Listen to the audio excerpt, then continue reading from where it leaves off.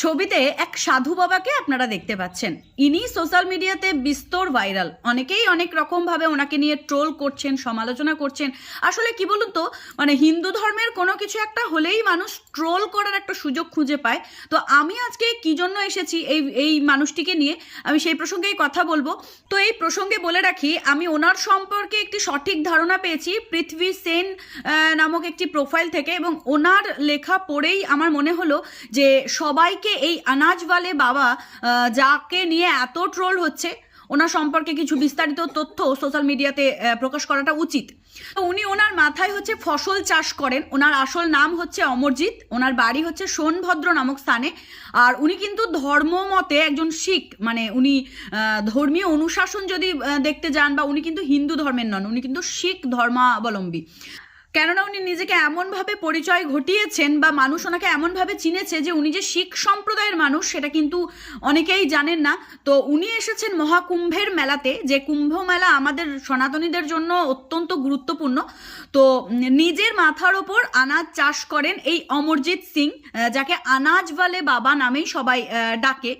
আচ্ছা, আপনাদের মনে হচ্ছে না যে একটা মানুষ কি পাগল, কি আজব যে এরকম মাথার ওপর আনাজ চাষ করছেন, এটাও আবার সম্ভব? তো সত্যি কথা বলতে কি, এই জিনিসটা উনি করেন ওনার নিজের সচেতনতার জন্য, এবং সমাজকে উনি একটা শিক্ষা দিতে চান সেই উদ্দেশ্যেই।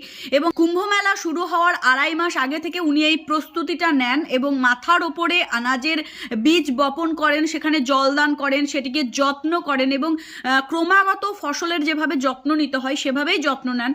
তো এই কর্মকাণ্ডের মাধ্যমে উনি সমাজকে একটি বার্তা দিতে চান, সেটা হচ্ছে প্রকৃতি বাঁচলে আপনিও বাঁচবেন, তাই প্রকৃতিকে সবসময় যত্ন করুন। আপনারা হয়তো সকলেই দেখতে পাচ্ছেন যে মহাকুম্ভের মেলায় এমন কিছু মানুষকে নিয়ে বা এমন কিছু সাধু সন্তকে নিয়ে নিউজ টেলিকাস্ট করা হচ্ছে যারা বিশেষ একটু ভাইরাল হচ্ছেন তাদেরকে নিয়ে। তো এই আনাজওয়ালে বাবাও কিন্তু খুব ভাইরাল। তো ওনাকে প্রশ্ন করা হয়েছিল যে হঠাৎ এই ধরনের কাজ উনি কেন করলেন। তখন উনি বলেন যে পরিবেশকে সচেতন রাখতে বা পরিবেশকে সুস্থ রাখতে, মানুষের মধ্যে এই বার্তা ছড়িয়ে দিতেই উনি এই কাজটা করে থাকেন। এবং উনি বলেন যে পরিবেশ বাঁচলে তবেই মানুষ বাঁচবে, তাই পরিবেশকে সবসময় রক্ষা করা আমাদের দায়িত্ব। তো এটা একটা দারুণ বার্তা, অবশ্যই এটি খুব সুন্দর, কিন্তু মানুষ না বুঝেই ওনাকে ট্রোল করছেন। আমি ভালোতে মন্দতে আসছি না, কিন্তু উনি সমাজের জন্য একটা সঠিক বার্তা দিচ্ছেন, এটা তো আপনারা মানবেনই। তারপর উনি ওনার ইন্টারভিউতে এটাও বলেন যে ওনার মাথায় ছোলা, বাজরা এই ধরনের শস্য বপন করা আছে। সত্যি কথা বলতে কি, ওনার কাছে যখন কোনো ভক্ত যায় প্রণাম করতে বা ওনার থেকে আশীর্বাদ নিতে, তখন উনি প্রত্যেকটি ভক্তকে শস্য দানা উপহার দেন, এবং এটা বলেন যে এই শস্য দানাগুলি ওনার মাথা থেকেই মানে অঙ্কুরিত হয়েছে, এবং ওনার মাথা থেকেই